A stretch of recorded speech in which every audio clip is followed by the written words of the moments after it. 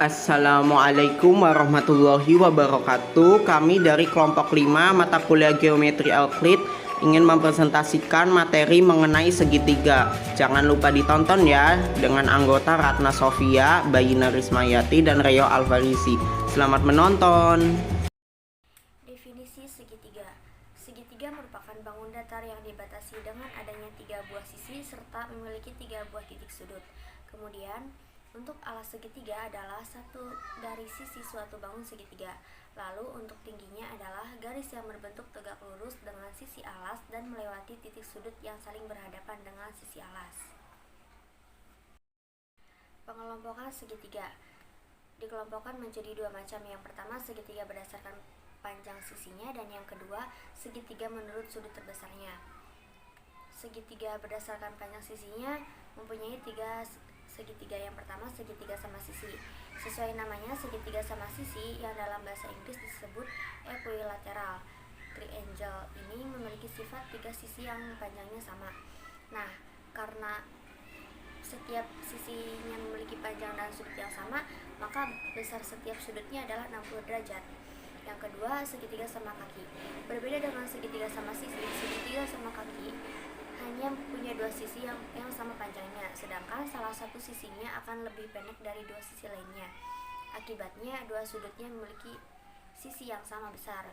Yang ketiga, segitiga sembarang. Nah, kalau segitiga sembarang berbeda dengan 2 segitiga sebelumnya.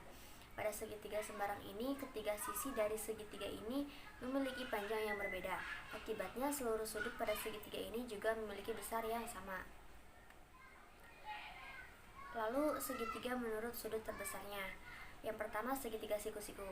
Sesuai dengan namanya, segitiga siku-siku ini merupakan segitiga yang salah satu sudutnya memiliki besar sama dengan 90 derajat. Sedangkan sisi depan sudut 90 derajat itu disebut dengan sebagai sisi miring atau hipotenusa. Yang kedua, segitiga lancip. Pada segitiga lancip, besar semua sudutnya adalah kurang dari 90 derajat. Sebutan segitiga lancip ini disebabkan karena setiap sudutnya kurang dari 90 derajat, maka sudutnya lebih tertutup dan lancip. Yang ketiga, segitiga tumpul. Berbeda dengan segitiga lancip yang setiap sudutnya memiliki besar kurang dari 90 derajat, maka segitiga tumpul punya sudut yang salah satu besarnya adalah lebih dari 90 derajat. Selanjutnya itu adalah ada pembuktian jenis segitiga. Tadi kan sebelumnya sudah disebutkan ya, jenis pengelompokan segitiga. Ada segitiga berdasarkan sisinya, terus ada segitiga lancip, segitiga tumpul, segitiga. Nah, sekarang kita buktiin nih. Misalnya contoh, apakah ukuran sudut B pada segitiga pertama ABC, apakah ukuran sudut B itu sama dengan ukuran sudut C? Lalu pada segitiga kedua, apakah ukuran sudut A sama dengan ukuran sudut B? Kemudian segitiga ketiga, apakah ukuran sudut A sama dengan ukuran sudut U? Nah, gimana kita membuktikannya? Nah, jika segitiganya sama kaki, udah pasti sudut alas, maka sudut alasnya itu kongruen. Pembuktiannya yang pertama, diketahui misal segitiga ABC itu sama kaki dengan segitiga AB, kan udah ketahuan tuh. Misalnya segitiga ABC itu sama dengan segitiga AB, kongruen dengan AC. Nah, kita membuktikan bahwa besar sudut B kongruensi dengan besar sudut C. Nah, gimana cara membuktikannya? Pertama, kita harus sesuai dulu dengan langkahnya. Nah, yang pertama kita bikin rencana. Rencananya itu misalkan nih D itu titik tengah BC. Nah, kemudian buat AD dan buktikan bahwa segitiga ABD itu kongruensi dengan segitiga ACD. Nah, kita buat tabel nih, tabel pembuktiannya. Yang pertama ada pernyataan, alasan. Nah, dalam membuat pembuktian ini sistemnya harus urut ya, sistematis. Kan di pertemuan sebelumnya, kelompok sebelumnya sudah pernah dijelaskan tentang apa pembuktian teorema. Nah, yang pertama itu dari pernyataan pertama,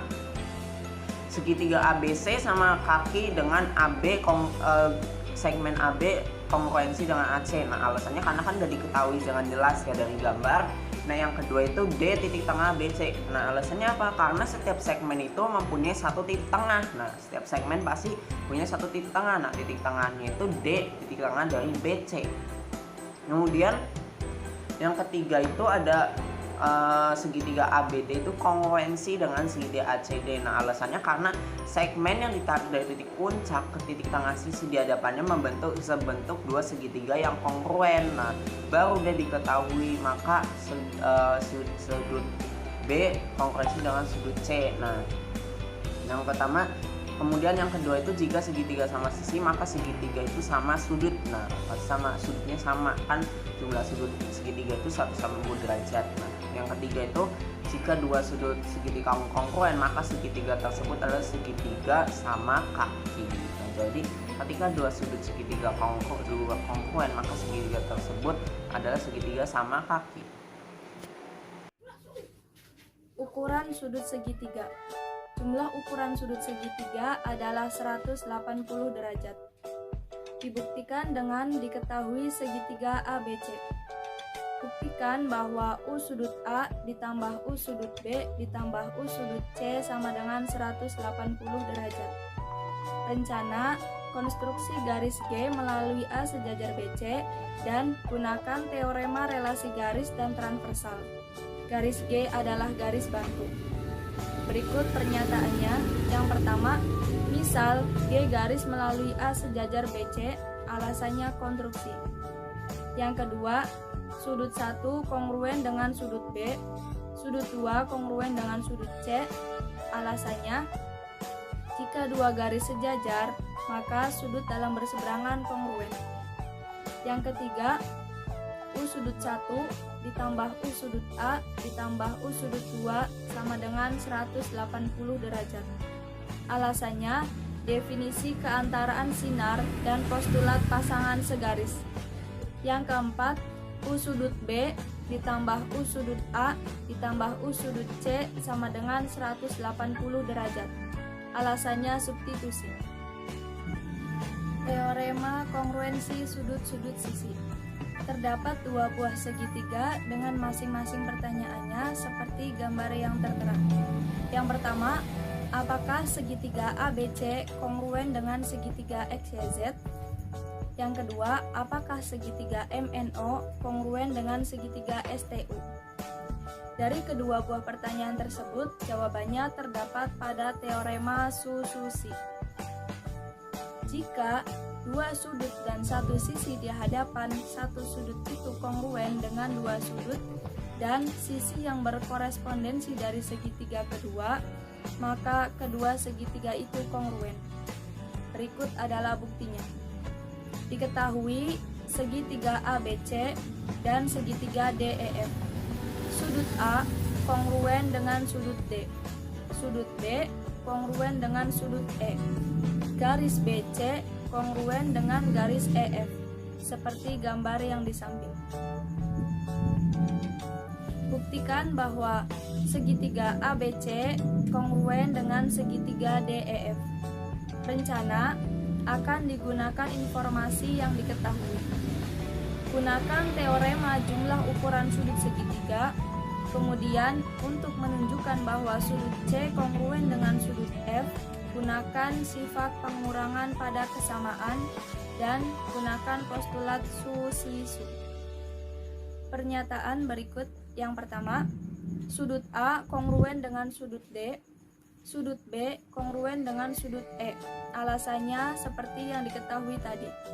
Yang kedua, U sudut A ditambah U sudut B ditambah U sudut C sama dengan 180 derajat. U sudut D ditambah U sudut E ditambah U sudut F sama dengan 180 derajat juga. Alasannya jumlah ukuran sudut segitiga. 3.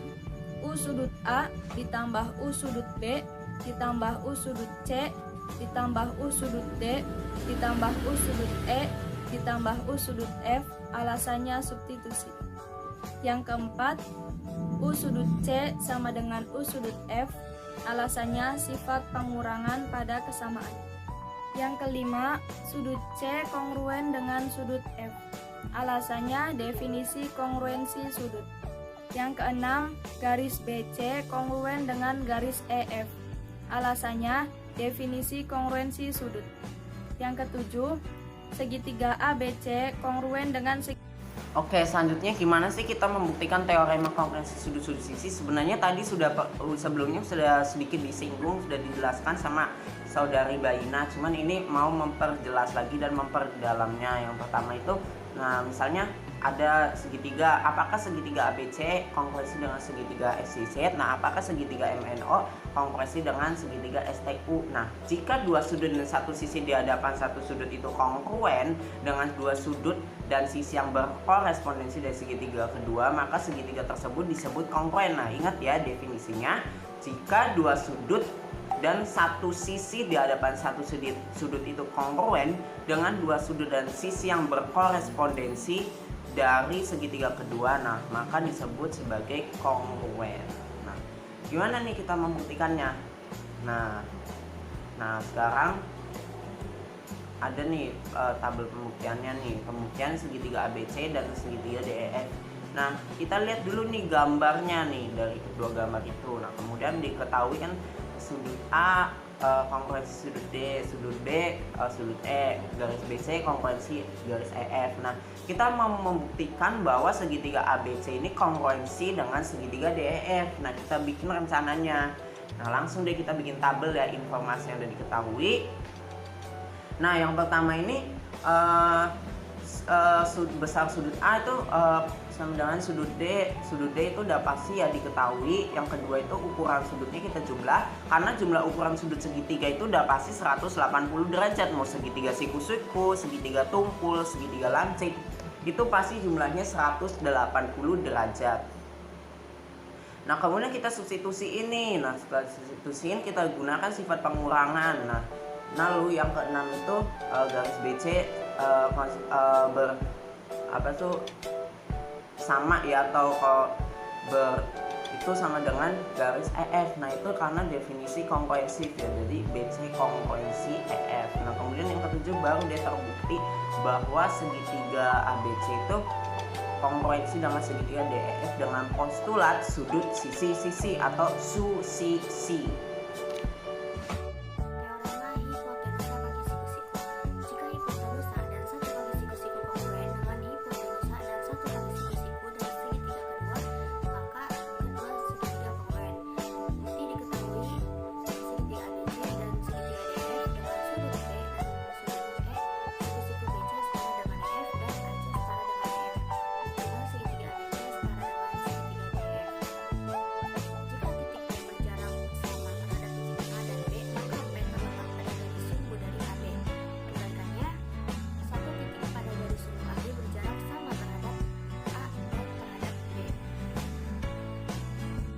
Oke, selanjutnya ada pembuktian teorema hipotenusa kaki siku-siku. Nah, sebelumnya kan sudah dijelaskan ya tentang teorema hipotenusa kaki siku-siku. Nah, sekarang kita fokuskan ke pembuktiannya, langkah-langkah pembuktiannya. Nah, yang pertama itu diketahui segitiga ABC dan segitiga DEF dengan sudut B dan sudut E itu siku-siku. Kan sudah jelas tuh ada gambar dua segitiga siku-siku ABC sama DEF. Nah, itu segitiga siku-siku. Nah, garis AC itu kan kongruensi sama DF ya, sama miring. Nah, kemudian buktiin, kita membuktikan bahwa segitiga ABC itu kongruensi dengan segitiga DEF. Gimana caranya? Nah, kita bikin tabel. Yang pertama kita buat sinar DE. Nah, kita buat sinar DE tuh. Sinar DE kita bikin alasannya konstruksi. Kemudian yang kedua pilih G. Nah, kan ada tuh, ada bayangannya tuh kan yang di DEF. Pilih G. Kemudian yang ketiga itu segitiga ABC dan DEF siku-siku. Karena sudah diketahui ya ada lambang siku-sikunya. Siku-siku itu nilainya 90 derajat. Nah, yang keempat itu GEF. Nah, yang sinar tadi itu kan membentuk tuh segitiga siku-siku. Nah, itu kan bayangannya siku-siku ya, karena jika satu sudut pada pasangan segaris siku-siku, maka sudut pasangannya udah pasti siku-siku. Nah, kalian bisa lihat sendiri tuh ada bayangannya siku-siku. Yang kelima, kemudian kita bikin buat definisi sudut siku-siku, bahwa ukuran sudut ABC sama dengan ukuran sudut DF sama dengan ukuran sudut GF itu 90 derajat, karena segitiga siku-siku itu 90 derajat. Nah, yang keenam itu segitiga ABC kongruensi dengan DF dan segitiga dan sudut DF itu kongruensi dengan GF, karena ini merupakan definisi sudut kongruen, ingat ya. Kemudian yang ketujuh itu garis BC kongruensi dengan garis EF, karena sudah diketahui. Yang kedelapan segitiga ABC kongruensi segitiga GF karena memiliki postulat sudut-sudut sisi. si, kemudian garis AC, garis GF, kemudian yang ke-10 itu garis AC kongruensi garis DF itu karena udah diketahui ya, ada di itunya, di soalnya udah diketahui. Kemudian yang ke-11 itu GF, garis GF kongruensi dengan garis DF karena ini merupakan sifat dari transitif kongruensi segmen garis ya. Kemudian yang ke-12 itu sudut FDE sama dengan atau kongruensi besarnya sudut FGE karena ini merupakan sudut alas segitiga. Kemudian yang ke-13 itu ada garis EF kongruensi dengan EF itu termasuk refleksif ya, refleksif. Kemudian yang ke-14 itu segitiga DF kongruensi segitiga EF, ini merupakan postulat sudut-sudut sisi. Yang ke-15 itu segitiga ABC kongruensi dengan segitiga DEF karena ini merupakan sifat transitif kongruensi segitiga, maka terbuktilah pembuktiannya.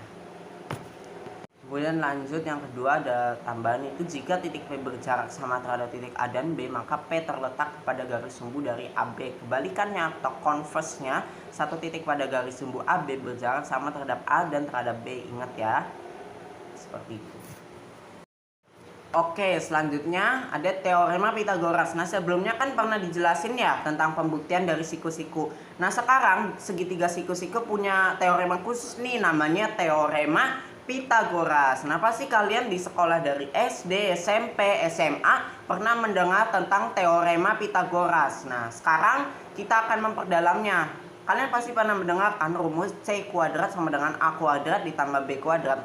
Nah, sekarang kira-kira kalian penasaran nggak sih membuktikan rumus tersebut? Nah, sekarang kita akan melakukan pembuktiannya. Nah, jadi teorema Pitagoras itu merupakan suatu teorema yang jika terjadi pada segitiga siku-siku, maka kuadrat panjang sisi miring sama dengan jumlah kuadrat panjang sisi siku-siku segitiga tersebut. Nah, diketahui segitiga siku-siku ACB dengan panjang sisi miring C dan panjang sisi siku-sikunya A dan B. Nah, kita bukti ini rumus yang tadi C kuadrat sama dengan A kuadrat ditambah B kuadrat. Nah, kalian bisa di rumah masing-masing misalnya punya kertas HPS. Nah, kalian buat nih sebuah persegi pada segitiga ABC. Ada pada gambar tersebut ya contohnya. Kalian bisa gunakan kertas masing-masing yang ada di rumah. Kemudian dari pengamatan tersebut, pengamatan gambar dapat diperoleh bahwa C kuadrat sama dengan 4,5 AB ditambah A min B kuadrat. Nah, kita urai kemudian 2AB tambah A kuadrat min 2AB plus B kuadrat. Nah, maka sama dengan A kuadrat ditambah B kuadrat. Nah, maka otomatis C kuadrat sama dengan A kuadrat ditambah B kuadrat. Maka rumus Pitagoras tersebut sudah terbukti. Nah, kemudian ada converse teorema Pitagoras. Nah, jika DABC mempunyai panjang sisinya ABC, segitiga ABC, dan sehingga C kuadrat sama dengan A kuadrat ditambah B, maka segitiga ABC-nya siku-siku. Nah, jadi teorema Pitagoras ini hanya ada pada segitiga siku-siku. Segitiga istimewa. Segitiga 45, 45, 90 terbentuk dua sisi dari persegi dan diagonalnya.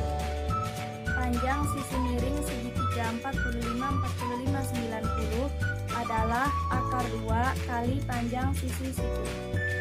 Segitiga 30, 60, 90 terbentuk oleh garis tinggi dari segitiga sama sisi. Panjang sisi siku-siku segitiga 30, 60, 90 berturut-turut 1/2 akar 3 kali panjang sisi miring dan 1/2 kali panjang sisi miring sikunya. Teorema 3 silakan buktikan. Berikut bukti teorema 4 dengan menggunakan teorema Pitagoras pada segitiga ACD di atas. X pangkat 2 sama dengan AC pangkat 2 ditambah 1/2 X pangkat 2. AC pangkat 2 sama dengan X pangkat 2 dikurangi X pangkat 2/4 sama dengan X pangkat 2 dikali 1 dikurangi 1/4. AC sama dengan akar 3/4 X sama dengan akar 3 dikali X/2 sama dengan akar 3/2X. Dua teorema di atas dapat digunakan untuk mencari panjang sisi-sisi segitiga istimewa. Contoh 1. Bila AC 12, maka berapa X-nya? X akar 2 sama dengan 12. X sama dengan 12 per akar 2 dikali akar 2 per akar 2 sama dengan 12 akar 2 per 2 sama dengan 6 akar 2. Jadi X-nya adalah 6 akar 2. Contoh 2, bila EF sama dengan 16, berapa C dan F? F sama dengan 1/2 dikali 16 sama dengan 8.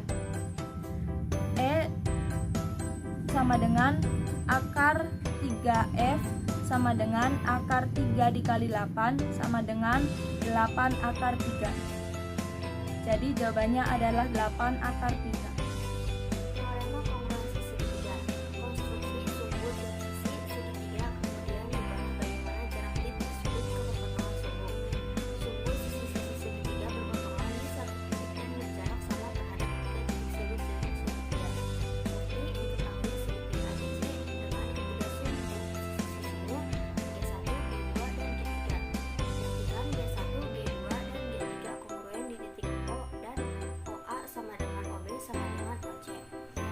Buktinya, yang pertama G1 adalah sumbu sisi AB sudah diketahui. Yang kedua G2 adalah sumbu sisi BC sudah diketahui juga. Yang ketiga G1 dan G2 berpotongan di O karena AB tidak sejajar BC, G1 tidak sejajar G2. Yang keempat OA sama dengan OB karena titik pada sumbu berjarak sama terhadap ujung segmen. Yang kelima OB sama dengan OC karena segitiga ADA setara dengan segitiga DBD.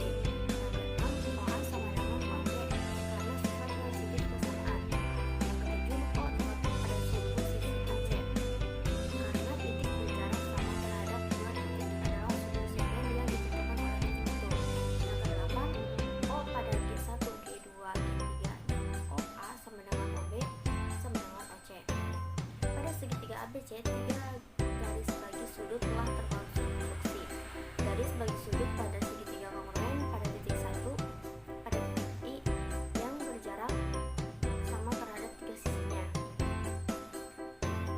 Nah, kemudian di sini ada contoh lainnya ya, sedikit aja. Yang pertama itu titik yang ditentukan oleh sumbu sisinya dan garis bagi merupakan pusat lingkaran yang berkoresponden dengan segitiga lingkaran O.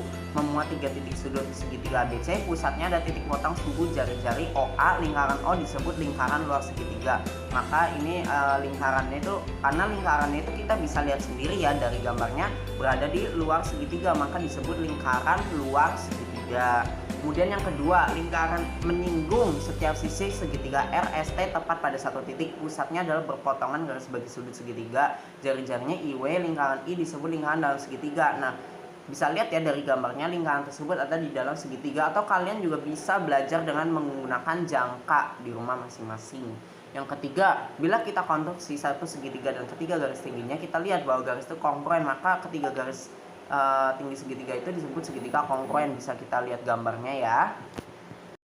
Untuk setiap segitiga terdapat 3 segmen yang disebut garis berat median ya. Beda ya, median yang di statistika dengan di geometri itu beda. Jadi kalau di statistika itu untuk mencari nilai tengah, nah kalau dalam geometri Euclid itu untuk disebut sebagai garis berat. Nah, jadi kalian bisa bedain. Nah, jadi median atau garis berat itu, berat segitiga adalah segmen yang menghubungkan titik sudut ke titik tengah sisi di hadapannya. Nah, itu jadi ke tengah-tengah. Nah, makanya disebut sebagai median. Nah, karena kalau dalam statistika median itu nilai tengah, nah sedangkan dalam geometri Euclid itu garis berat, tapi posisinya itu sama-sama di tengah. Nah, kemudian terdapat hubungan garis berat seperti terlihat pada gambar di samping, bagaimana panjang garis berat berpotongan berat lainnya. Nah, kalian bisa lihat sendiri. Kemudian garis berat segitiga berpotongan di satu titik yang membagi garis berat tersebut disebut dengan perbandingan 2:1. Ketidaksamaan segitiga. Berikut ini 3 contoh tentang panjang sisi-sisi segitiga yang menghendaki perlu adanya postulat. Amati segitiga-segitiga berikut.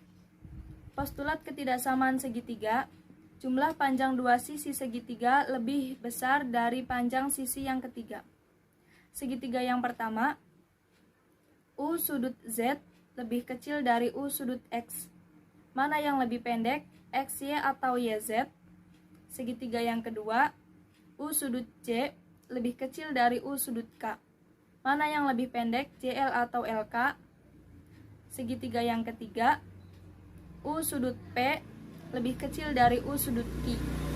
Mana yang lebih pendek, PR atau QR? Pada teorema 5.18, jika dua ukuran dua sudut segitiga tidak sama, maka panjang sisi di hadapan sudut yang lebih kecil juga lebih kecil dari sisi di hadapan sudut yang lebih besar. Sebagai bukti, diketahui segitiga ABC dengan U sudut B lebih kecil dari U sudut B. Buktikan bahwa AC lebih kecil dari BC. Pada pernyataan yang pertama, U sudut B lebih kecil dari U sudut A. Alasannya diketahui. Yang kedua, ada D pada BC sehingga U sudut BAD kongruen dengan U sudut B. Alasannya postulat busur derajat. Yang ketiga, AD kongruen dengan BD. Alasannya, jika dua sudut segitiga kongruen, sisi di hadapan kongruen. Yang keempat, AD sama dengan BD. Alasannya, akibat dari nomor 3. Yang keempat, AC lebih kecil dari AD ditambah DC. Alasannya, postulat ketidaksamaan segitiga. Yang keenam, AD ditambah DC sama dengan BD ditambah DC. Alasannya, sifat penambahan kesamaan. Yang ketujuh, BD ditambah DC sama dengan BC. Alasannya, definisi keantaraan titik. Yang kedelapan, AC lebih kecil dari BC. Alasannya prinsip substitusi. Teorema 5.19, jika panjang dua sisi segitiga tidak sama, maka ukuran sudut di hadapan sisi lebih pendek, lebih kecil dari ukuran sudut di hadapan sisi yang lebih panjang. Sekian penjelasan dari kami, kurang lebihnya mohon maaf. Wassalamualaikum warahmatullahi wabarakatuh. Terima kasih.